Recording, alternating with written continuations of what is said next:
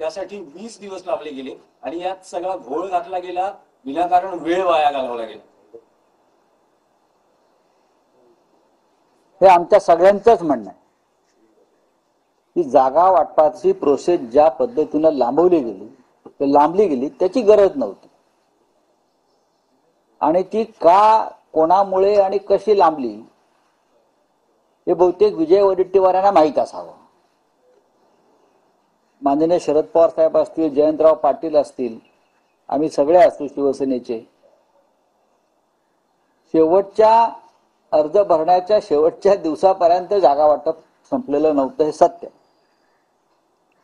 कोणत्याही अलायन्समध्ये किंवा आघाडीमध्ये जागा वाटप इतक्या विलंबानं झालं तर एक अस्वस्थता पसरते, कार्यकर्त्यांना काम करायला वेळ मिळत नाही. या उलट महायुतीमध्ये साधारण 2 महिन्यापूर्वी जागा वाटप संपलेलं होतं. बाकी त्यांच्या चर्चा वगैरे काही सुरू असतील. विजय वडेट्टीवार यांची जी वेदना आहे ती संपूर्ण महाविकास आघाडीची वेदना आहे. चुका झाल्यात आणि त्या स्वीकारल्या पाहिजेत. अनेक ठिकाणी चुकीचं पद्धतीनं सीट शेअरिंग झालं हे आता आम्हाला कळतंय, तेव्हाही आम्ही सांगत होतो.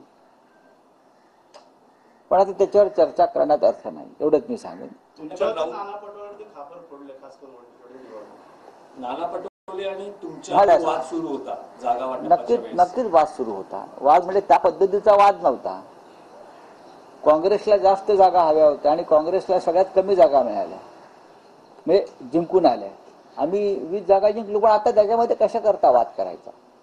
जागा वाटपाला विलंब झाला हाच मुद्दा आहे.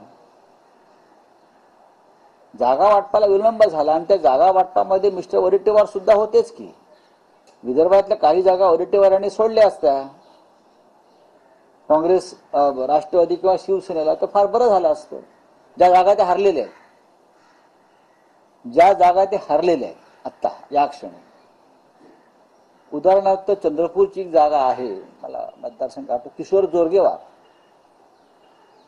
ते अपक्ष आमदार होते. ते राष्ट्रवादी काँग्रेस पक्षाकडून शरद पवारांच्या लढायला तयार होते. त्यांनी तसं पत्र दिलं. ती जिंकणारी जागा होती. जयंतराव पाटील किंवा जितेंद्र आव्हाड, माननीय शरद पवार साहेब, अनिल देशमुख वारंवार समजवत होते की किशोर जोरगेवार जिंकणारे उमेदवार आहेत, ते आमच्याकडनं लढतायत, ती जागा तुम्ही सोडा. पण त्या जागेवरती 17 दिवस घोळ घातला, हे मी आत्ता सांगतो तुम्हाला. आणि ती जागा शेवटी राष्ट्रवादी काँग्रेसला मिळाली नाही आणि किशोर जोरगेवार भाजपात गेले आणि जिंकून आले. अशा अनेक जागा आहेत. काही लोकांना वाटत होतं की आता फक्त आम्हीच जिंकू, आम्हाला जास्त जागा मिळायला पाहिजे, देशातलं वातावरण बदललं आहे वगैरे वगैरे वगैरे. आमचं असं म्हणणं होतं आपण एकत्र काळजीपूर्वक लढलं पाहिजे. समोर आव्हान मोठं आहे. लोकसभा निवडणुकीतला विजय वेगळा आहे, त्यानंतर लोकसभा निवडणुकीतल्या आपल्या विजयानंतर समोरचा जो सत्ताधारी पक्ष आहे तो सावध झालेला आहे. त्याच्यामुळे आपल्याला जागा वाटपामध्ये आमचं तुमचं न करता एकत्रित आपण जागा लढू. आणि याला सगळे जबाबदार आहेत.